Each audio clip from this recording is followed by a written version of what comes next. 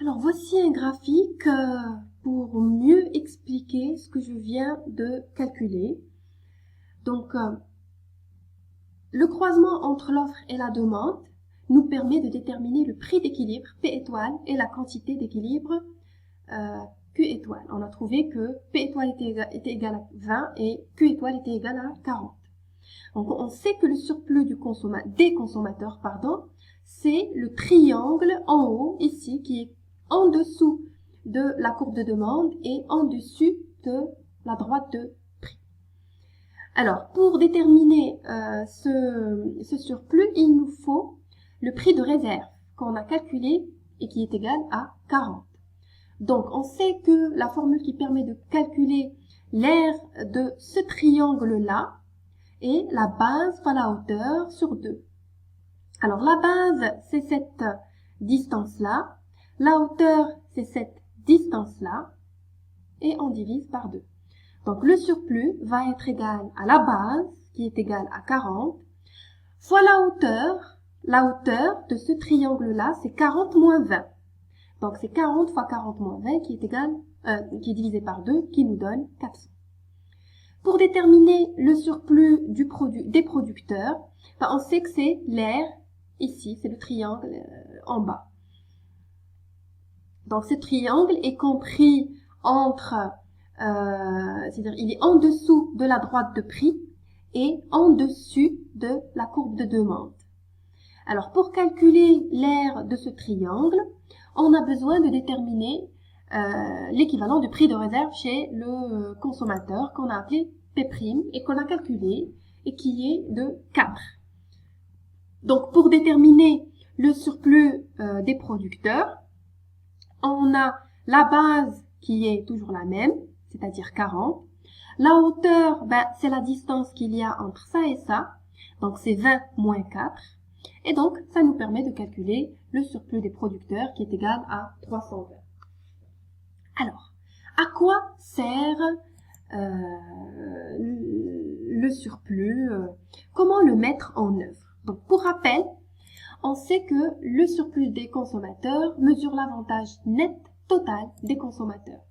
Et le surplus des producteurs, c'est l'avantage dont bénéficient les producteurs à faible coût qui vendent au prix de marché. Alors, les politiques gouvernementales peuvent avoir un impact sur les gains et sur les pertes des producteurs et des consommateurs. Voici un exemple de politique publique. Supposons qu'on est sur un marché de concurrence pure et parfaite, et donc on a une demande qui est décroissante et une offre qui est croissante. Le croisement des deux nous permet de déterminer le prix P étoile, prix d'équilibre.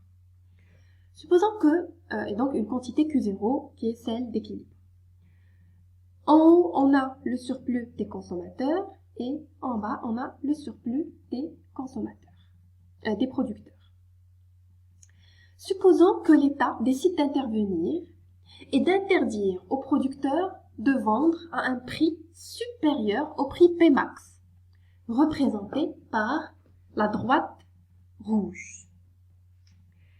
Alors, la politique de contrôle des prix va entraîner une diminution de la quantité produite qui passe de Q0 à Q1, ici.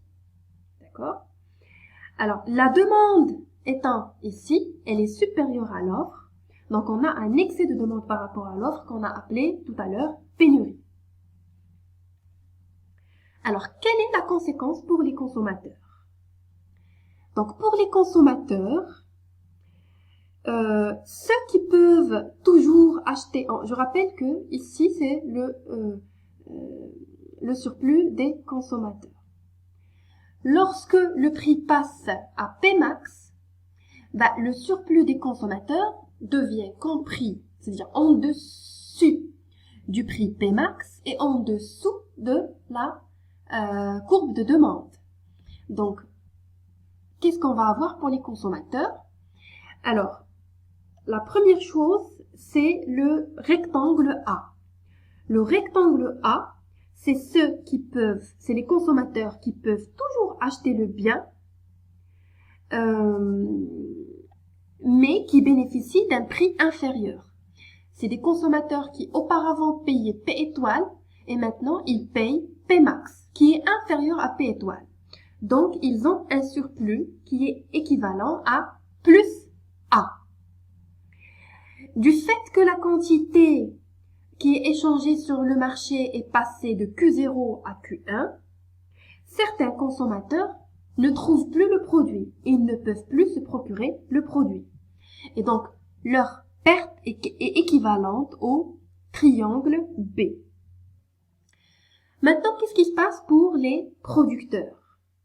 Rappelons que pour les producteurs, leur surplus, c'est l'air qui est en dessous du prix de marché et en dessus de la courbe d'offre. Alors pour les producteurs, suite à la fixation du prix par l'État, leur surplus va être impacté doublement aussi. On a les producteurs qui restent sur le marché, mais qui se retrouvent à vendre une quantité moindre à un prix moins élevé. Au début, c'est-à-dire avant l'intervention de l'État, ils vendaient leurs produits au prix P. Maintenant, ils le vendent au prix P max, qui est inférieur au prix P. C'est-à-dire qu'ils réalisent moins de gains. Donc, ils subissent une perte de surplus qui est égale à l'équivalent du rectangle A, mais en négatif, c'est-à-dire moins A. Certains producteurs quittent le marché parce que le prix est de plus en plus bas, donc ils ne peuvent plus exister sur ce marché. Donc ils enregistrent une perte qui est égale au triangle C. Alors, pour résumer tout ça, pour les consommateurs, l'effet du contrôle de prix est de deux types. Donc, certains consommateurs ne peuvent plus se procurer le bien. D'autres, à l'inverse, profitent du contrôle de prix, ce qui leur permet d'avoir le bien à un prix inférieur. Pour les producteurs, l'effet est double aussi. Certains producteurs resteront sur le marché, mais obtiendront un prix moins élevé, et d'autres devront quitter le marché. Alors, la variation nette du surplus pour les consommateurs, c'est A moins B, parce qu'ils gagnent A mais perdent B. Pour les producteurs, ils perdent A et ils perdent C. Donc, la perte de surplus des producteurs est-elle compensée par le gain de surplus?